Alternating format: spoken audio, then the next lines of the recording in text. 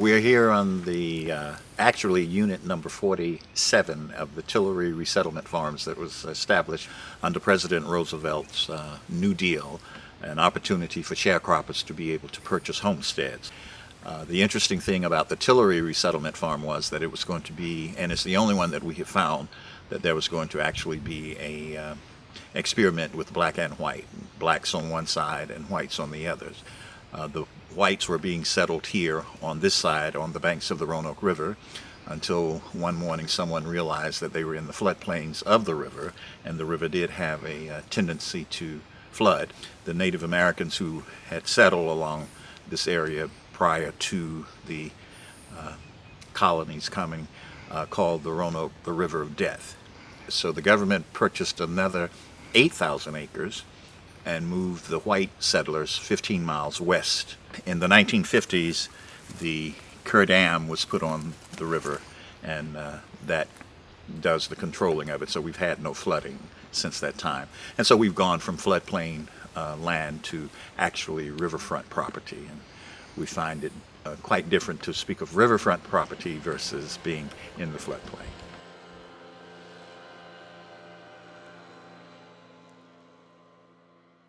I'm the director of the community organization, the Concerned Citizens of Tillery, who had been doing some work with the North Carolina Conservation Fund, where Mickey Sager is the director. And she's the one who actually invited me to a meeting of folk who lived along the Roanoke. One of the groups that had come out of this original organizing was the Roanoke River Partners, and they have established several camping sites along the Roanoke River. They had never done a campsite in relationship to private landowners and the nonprofit organization, the Roanoke River Partners. And so we were approached by that, and my family decided that that would be a good idea.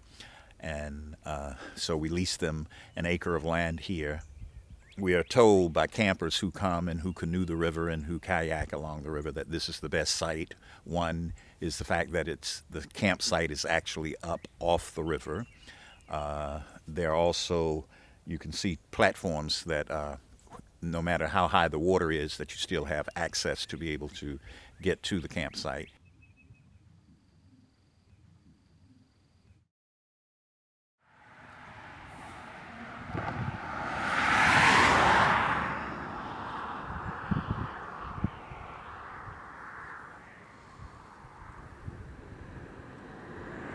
Roanoke River Partners, the leaders that came together to form this nonprofit, decided that the major role and the major focus of this group was relative to fostering rural economic development. We do charge a small fee for people to stay on the 15 camping platforms that we have along the river. But really our goal is to bring folks through our river community so that they have an opportunity to get to see them up close, to see what's going on there, to find a lot of really neat activities, festivals, events they might come back for, as well as maybe just stumble across. And also in doing so, they will spend money to buy, they'll eat in restaurants, they'll buy some things to take out on their boats, they'll buy some camping supplies, some sunscreen, some gas and ice, and all of those revenues are really important for the economic development of our rural river communities. Right now we're at the 258 access area along the Roanoke River near Scotland Neck. Today it's opening day of turkey season, April 13th, and we've been working turkey hunting all day since early this morning. Worked with different types of violations. Individuals hunting turkey over bait, which is unlawful, and just go around checking hunters for turkeys and their tags and their license. And now this a little bit later on in the afternoon, we're going to come down here and get on the Roanoke River and see if we can check some fishing because of the striper run that normally runs up the river this time of year. A lot of people just flock to this area, the 258 access area, or the Weldon boat ramp up a little bit further north, and it's a tremendous amount of folks that come down here to try to catch the rockfish, and it's a great place, and a lot of not only the stripers but also hickory shad come up here in great numbers. They're really fun to catch, so it's a tremendous resource for the public.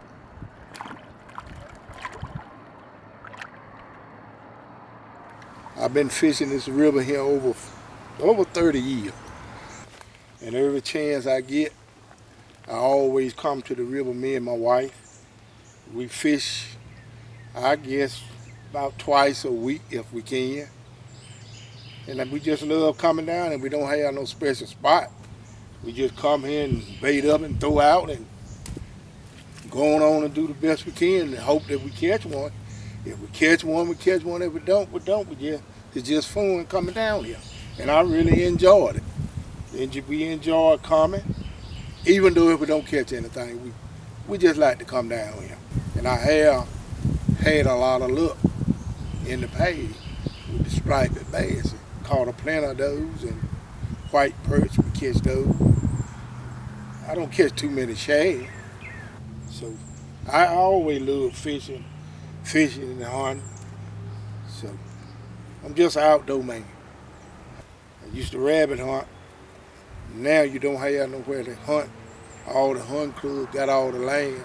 And if you don't know somebody got some land, you don't hunt. So that's the way it is. I got a cousin, he got land, and he let me hunt his land. And a friend of mine, that's the only way you get to hunt now. Cause them big time hunt clubs, them bought you out. Do a lot of deer hunting.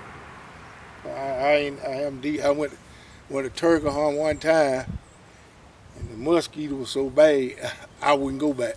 So I haven't did none of that.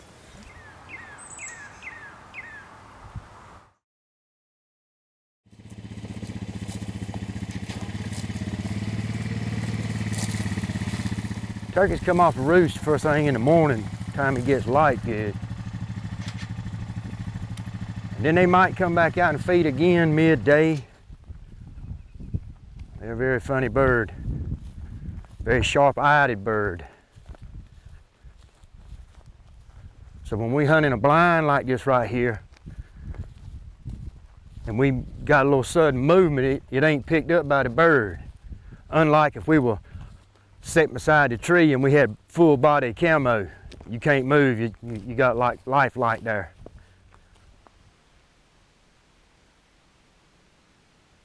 What these are turkey decoys.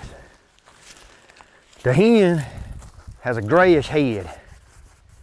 It's always noticeable. And this is a young Jake, which soon to be a turkey. He'll have the red on his neck, but he won't quite have his beard coming out yet.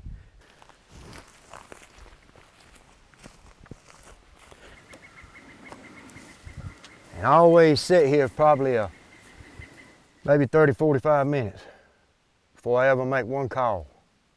And this right here particular device right here is a box turkey call. You got slate calls you can put in your mouth. You got little scratches with your tooth. I particularly like this one right here. I always put my decoys out and give myself 10 more yards on the other side of the decoy. So when I know that that turkey is done walked within 10 yards of that turkey, I got a good 30-yard shot, and I'm gonna pull down on him. Along this Roanoke River, turkeys are plentiful, very, very plentiful. Anywhere on the Roanoke River that you just about wanted to go, you'd find turkeys. They've got an area where they know they got the grub worms because it's always moist and damp down in there. They can scratch and dig. When they've had their fill of that, they'll make their way to the opening, to the fields, and find what they find. And hopefully for my decoys right here will work out for me. And this beautiful weather will hold up. These turkeys will come back across this afternoon, and hopefully we'll be able to get a shot.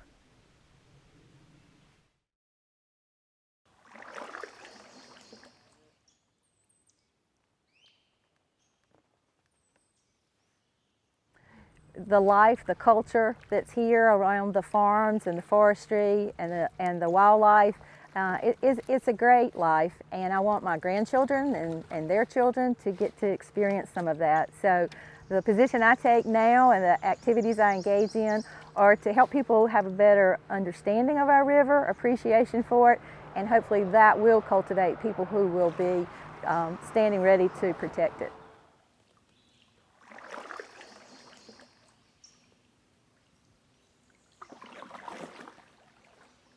The one thing that the resettlement era taught was land ownership, that land is valuable. And once you get rid of it, you don't get it anymore. We're not making any more land on earth, so you better hold on to what you have, even though you might be a little bit poor and struggling.